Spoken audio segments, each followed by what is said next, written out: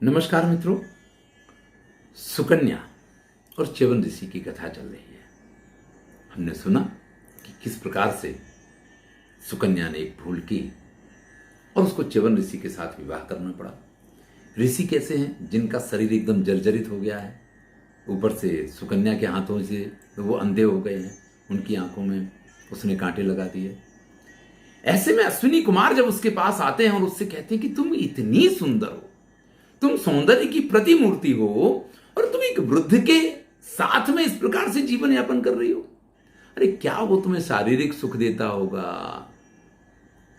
देखिए, ऋषि हैं इसलिए और कुछ तो तुम्हें दे ही नहीं पा रहे हैं, लेकिन उनके पास से तुम्हें किसी भी प्रकार का जो जीवन का सबसे महत्वपूर्ण भाग है वो शारीरिक सुख भी प्राप्त नहीं होगा। असमर्थम परित्राणे पोषणे तो शुचिस्मिते सात्वं च्यवन मुत्सृज्य वरस्यैवैकमावयो। वो तुम्हारा कुछ भी भला नहीं कर सकता है। वो च्यवन ऋषि तुम्हारा कुछ भी भला नहीं कर सकते हैं, इसलिए तुम उनको छोड़ दो और हम दो में से किसी एक को अपने पति के रूप में वर्ण कर लो। सीधा प्रपोजल रख दिया। पत्यर्थम देव गर्भाभे मां वृषा यौवनम प्रथा एवं मुक्ता सुकन्यापि श्रोताम इदमब्रवीत।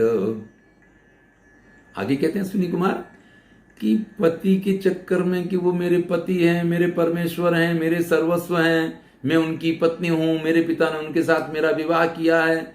अरे इस चक्कर में अपनी यौवनम वृथा मात्र था, अपनी जवानी बर्बाद मत करो। अरे ये तो सब चलता रहता है, दुनियादारी है, हम में से किसी एक का वर्ण करो।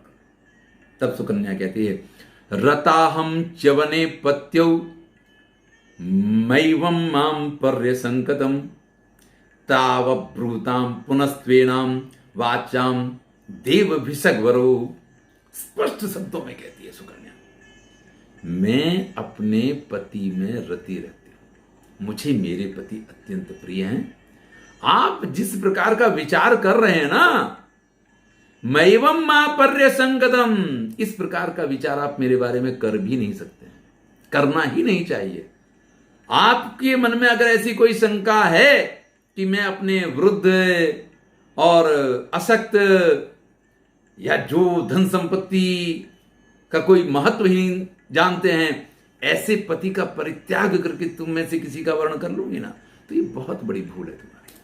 आप ऐसा सोच भी नहीं सकते हैं, ये कभी संभव नहीं है। भैया, ये काम पीड़ा तो ऐसी होती है कि व्यक्ति कुछ भी करने को तैयार हो जाता है। अश्विनी कुमार जो देवताओं के वैद्य हैं, उनको लगा कि इतनी जल्दी तो हथियार डालने जैसी बात नहीं है, भाई और कोशिश करनी चाहिए। अभी तो सिर्फ इतना ही कहा है ना कि अपनी जवानी क्यों बर्बाद कर रही हो, ऋषि तुम्हारा क्या कर पाएंगे। ठीक है, आपको आपके पति अत्यंत प्रिय है ना, चलिए मैं उनके कल्याण की बात करता हूं। दोनों वैद्य जो हैं, देवताओं के वैद्य अश्विनी कुमार, ये कहते हैं कि हम तुम्हारे पति के कल्याण की बात करते हैं। चलिए, आपके पति वयोवृद्ध हैं, आपके पति अंध हैं, आपके पति निःशक्त हैं, हम देवताओं के वैद्य हैं, हम उनको शक्ति संपन्न नवयुवान बना देते हैं। आपके पति भी खुश हो जाएंगे, आपके पति का कल्याण हो जाएगा। फिर आप ये विचार कर लीजिएगा कि आप उनके साथ रहना है या हम में से किसी के साथ रहना है। देखिए, कुछ पाने के लिए कुछ करना तो पड़ता है, मेहनत तो करनी पड़ती है, और पुरुषों को तो खास, अगर आज की भाषा में कहें तो फील्डिंग भरनी ही पड़ती है। तो अश्विनी कुमार भी इस चीज के लिए तैयार हो गए। वो ये कहते हैं कि मैं तुम्हारे पति को बिल्कुल नवयुवान बना देता हूं, इससे तुम्हारे पति का भला हो जाएगा। देखिए, यही अंतर है। अगर कोई राक्षस होता तो प्रपोजल क्या रखता कि तुम अपने पति को बहुत प्रेम करती हो ना, चलो हम उनको नवयुवान बना देते हैं, उनका भला हो जाएगा, वो स्वयं शक्तिमान हो जाएंगे। आपके मन में ये एक कुंठा हो कि आपकी वजह से वो अंधे हो गए हैं, आपको उनका ख्याल करना चाहिए, इसलिए आप प्रायश्चित कर रही हैं, तो फिर आप उनको छोड़ देना, क्योंकि वो शक्तिमान हो जाएंगे, वो अपना काम अपने आप कर पाएंगे, फिर हमारे साथ विवाह कर लेना। यहां ऐसा नहीं कहा है, यहां ये कहा है कि हम आपके पति को सुसंपन्न, समृद्ध और बिल्कुल नवयुवान कर देते हैं। उसके बाद आप ये विचार कीजिएगा कि उनके साथ रहना है या हम में से किसी का साथ रहना है। सुकन्या को प्रपोजल तो अच्छी लगी, लेकिन फिर भी पति से पूछना आवश्यक है, तो अपने पति के पास जाती हैं। सा भरताम अनुज्ञाताम क्रियताम इति चाप्रवीत। उन्होंने च्यवन ऋषि से कहा कि इस प्रकार से वो खुद को अश्विनी कुमार बता रहे हैं और देवताओं के वैद्य हैं, देवता तुल्य उनका सौंदर्य है, च्यवन ऋषि तो देख नहीं सकते हैं। तो उन्होंने ये कहा है कि वो आपको नवयुवान बना सकते हैं। तो च्यवन ऋषि ने कहा फिर देर किस बात की भैया, है चुपड़ी और दो दो कहावत है, अरे इतना अच्छा मौका मिला है तो उसको कैसे छोड़ सकती हो। जैसे ही पति की सम्मति मिली, सुकन्या ने जाकर के अश्विनी कुमारों से ये कहा है कि बिल्कुल हम तैयार हैं इसके लिए। भाई वहां ये तो कहा नहीं कि फिर हमारा वरण कर लेना, ये कहा है कि आपके पति नवयुवान हो जाएं, फिर हम तीनों उपस्थित होंगे, तीनों में से जो आपको अच्छे लगे उनका वरण कर लेना। तो तैयार हो गई है। ऊचतु राजपुत्रीम ताम पतिस्तव विशत अपा। तो उन्होंने कहा कि वे अपने पति से कहिए कि सरोवर के जल में प्रवेश करें। अश्विनी कुमार तो वहां ही हैं, वो भी उस जल में प्रवेश कर जाते हैं और च्यवन ऋषि को उस जल में प्रवेश करने के लिए कहते हैं।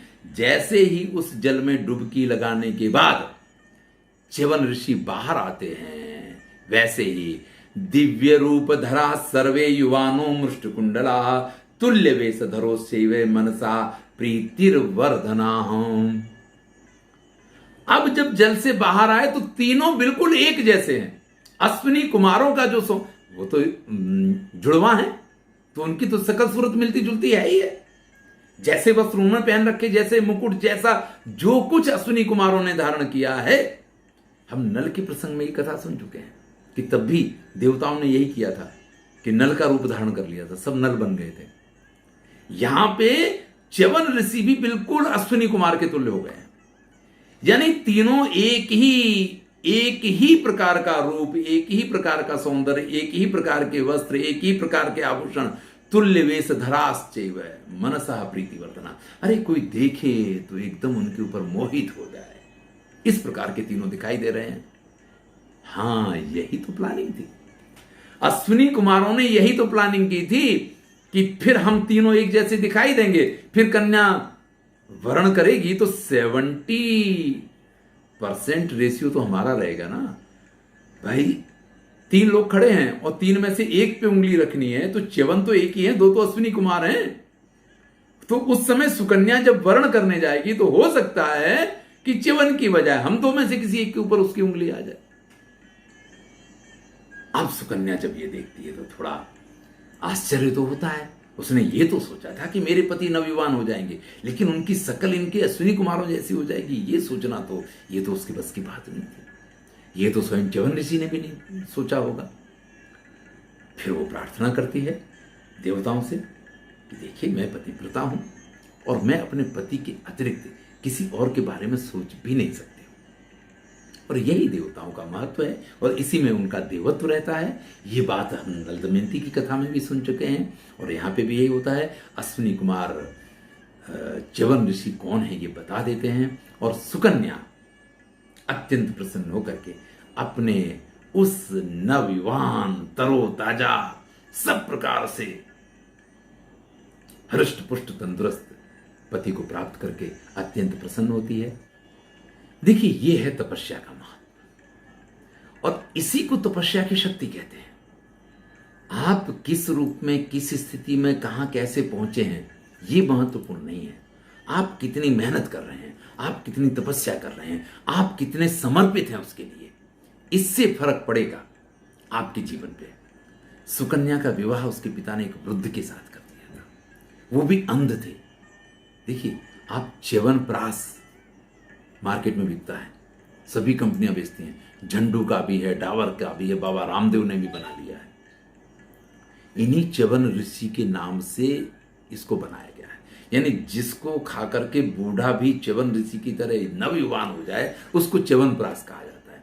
अब कितने लोग नवयुवान हो गए वो तो आपको मालूम होगा, ये तो मार्केट है और मार्केट में उपलब्ध वस्तुओं की बात है। यहां तो ये सरोवर है।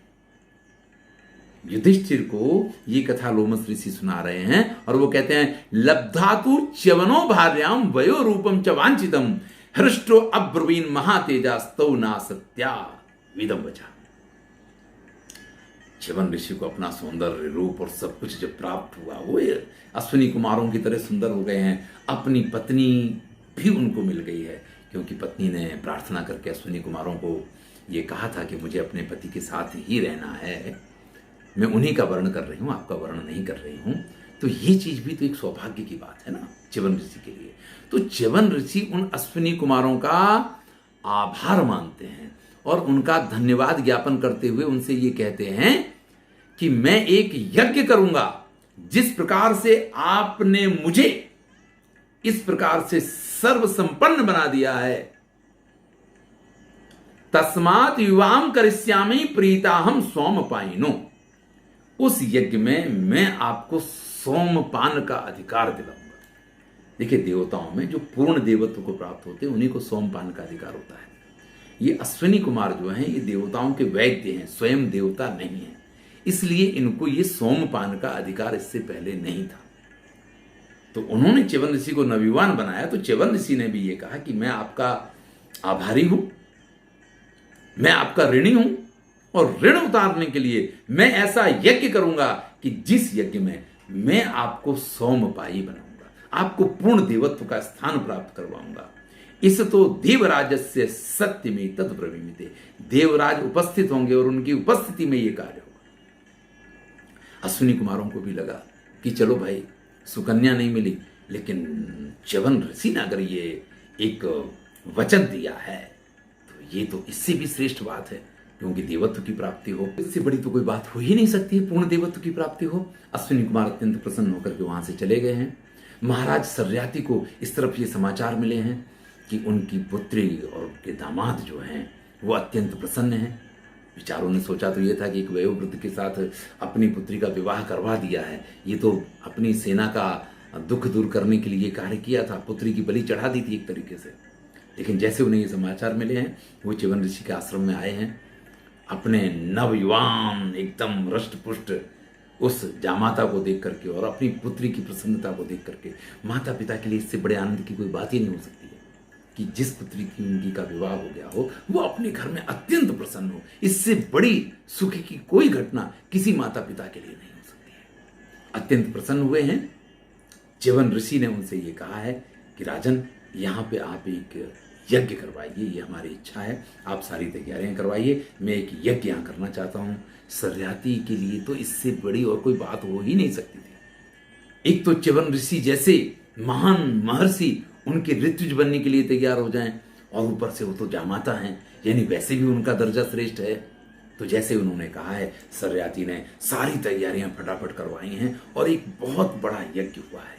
और उस यज्ञ के अंदर आहुतियां देते हुए जब इन च्यवन ऋषि ने अश्विनी कुमारों का आवाहन किया और उनको सोमपान कराने के लिए मंत्रों का उच्चारण किया, इंद्र तुरंत ही उनको रोकते हैं। तम इंद्रो वारयामा से गृहणानम सातयोर ग्रहण, और उनसे कहते हैं कि आप ऐसा नहीं कर सकते हैं। क्यों नहीं कर सकते हैं? इंद्र क्या जवाब दे, इंद्र क्या कह रहे हैं? उभावेतौ सोमारौ ना सत्याविति में मिति। मेरा ये मत है कि ये दोनों सोमपान के अधिकारी नहीं हैं। भिषजौ दिव्य देवा नाम कर्मणाम तेन नारद। ये तो लोगों का इलाज करते हुए पृथ्वी पे यहां से वहां भ्रमण करते रहते हैं, इनको संपूर्ण देवत्व नहीं मिल सकता है। देखिए, वैद्य लोग जो हैं आज की भाषा में, कोरोना के इस माहौल में डॉक्टर कितने महत्वपूर्ण हैं। कोरोना वॉरियर्स कह करके किस प्रकार से उनका अभिनंदन कई बार हमारे प्रधानमंत्री श्री ने करवाया है। लेकिन पहले समाज में इस प्रकार की स्थितियां थी।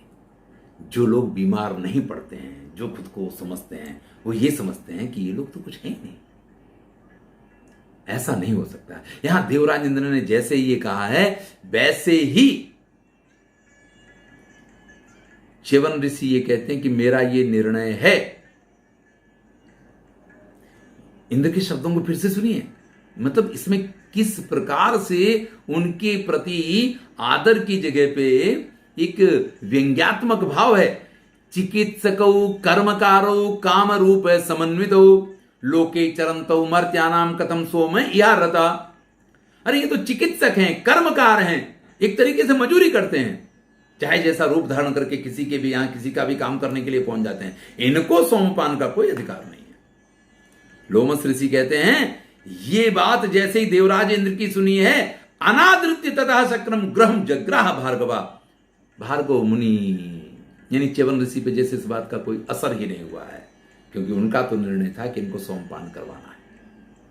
वो फिर भी सोमपान के लिए मंत्रों का उच्चारण करते हैं और उनके लिए वो सोम रस लेकर के उनको जैसे ही पान करवाने की तैयारी करते हैं, ततोस्मय प्राहरत वज्रम घोर रूपम सजीपति, तो इंद्र अपना वज्र निकाल लेते हैं जैसे कि उनके ऊपर प्रहार करेंगे। लेकिन च्यवन ऋषि उसी समय मंत्र बोल के तस्य प्रहरतो बाहु स्तंभयामास भार्गवा, जिससे वो प्रहार करना चाहते वो वहीं ऐसा का ऐसा चिपक के रह गया, हिल ही नहीं सकता अपनी जगह से। अरे भैया, देवताओं को देवता हम मनुष्यों ने बनाया है, तुम में वो शक्ति नहीं है। हम यज्ञ करते हैं तो तुम इतने सबल हो, इस चीज को देवता लोग भूल जाते हैं। जब मजदूर मजदूरी करता है ना, तब पैसे वाला बनता है। अगर मजदूर मजदूरी करना बंद कर दे तो कोई पैसे वाला नहीं रह सकता, इतना याद रखिए। उसको वहीं स्तंभित कर दिया है और अग्नि में एक आहुति दी है। उस आहुति के कारण जैसे ही मंत्रों का उच्चारण किया है, मदो नाम महावीरो बृहत कायो महासुरा, मद नाम का एक बृहत काय महासुर उत्पन्न हो गया है और उसने तुरंत ही बड़ा विशाल का इस मद का वर्णन किया है। मद यानी अभिमान। ये जब व्यक्ति को आता है ना तो वो कहीं का नहीं रहता है। इस समय इंद्र के अंदर वो अभिमान है, उस असुर को उन्होंने उत्पन्न किया है। और अभिमान जब व्यक्ति को होता है तो वो स्वयं अपने अभिमान के कारण ही मर जाता है। और यही स्थिति इंद्र की आ गई है कि वो उस मद दानव के कारण, उस असुर के कारण मर जाएं, इस प्रकार की स्थिति है। आगे की कथा अगले वीडियो में सुनेंगे। मैं हूं डॉक्टर हरिनिवास, समय हो गया है। अगर आपको वीडियो अच्छा लग रहा है तो चैनल को सब्सक्राइब कीजिए, मित्रों के साथ शेयर कीजिए।